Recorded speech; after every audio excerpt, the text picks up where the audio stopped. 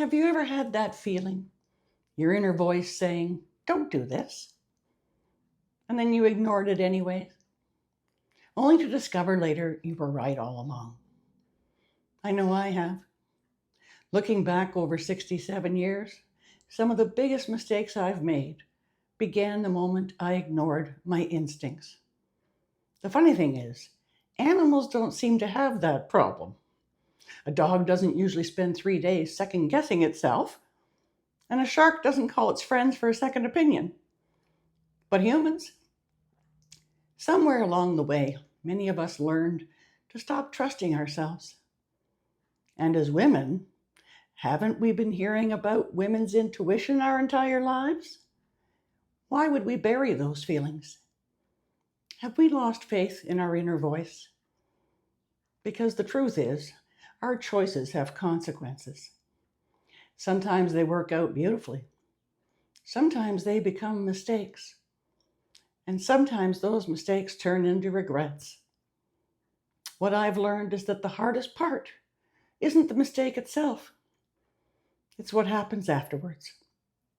It's the years we spend replaying it, questioning ourselves, punishing ourselves, wishing we could go back and choose differently. I know that feeling firsthand. And I also know how detrimental it can be to our emotional well-being to carry a regret for years when there's nothing left to fix. A dog doesn't spend 10 years beating himself up over a bad decision. Humans, on the other hand, can turn one mistake into a life sentence. That's where forgiveness becomes so important. Not because the mistake didn't matter, but because we can't heal if we're still holding ourselves hostage to it. In hindsight, I learned that overthinking can be a major contributing factor to our deepest regrets. So why do we do it? Are we trying to be kind, exude a noble heart, focus solely on someone we love that we think needs our help?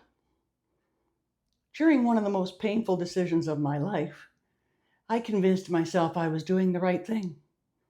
I had good intentions. I believed I was helping someone. But deep down, even then, I knew I was talking myself out of what my instincts were trying to tell me. I think many of us were raised to believe that if our intentions are good, then the decision must be good too. But life doesn't always work that way.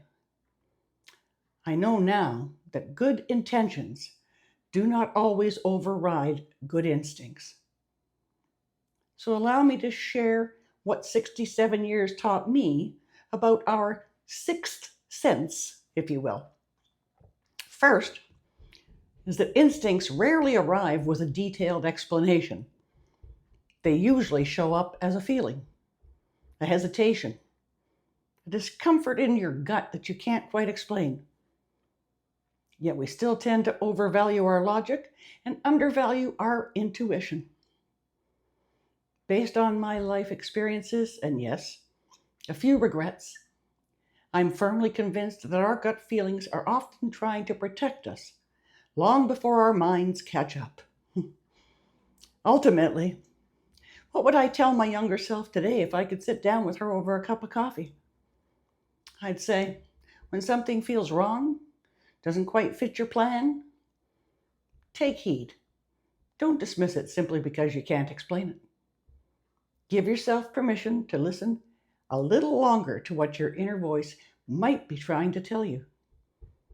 Because if this decision could change the course of your life, it could be extremely difficult to make peace with the regret down the road. So the last thing I'd say to her is, don't abandon yourself when you're trying to help someone else. Trust the intuition you were born with, because it's there for a reason. Maybe some of you have ignored your instincts before. Maybe you're carrying a regret because of it. If so, you're not alone. The good news is that wisdom doesn't come from always getting things right. Sometimes it comes from finally understanding what went wrong. Maybe that's what wisdom really is. not a life without mistakes, but learning to trust yourself a little more because of them. Before I go, if you're carrying a regret you've struggled to make peace with, would you say this video reminded you to be a little gentler with yourself? If yes, maybe you'd like to join a community for women, having honest conversations about life's challenges, hidden struggles, and the lessons we learn along the way. And maybe you would like my video called Life is Hard Enough Without Borrowing More Stress. I'd love to have you subscribe. Thank you for sharing your time with me. I'm Kyle's mom, and I hope you come back again soon. Bye for now.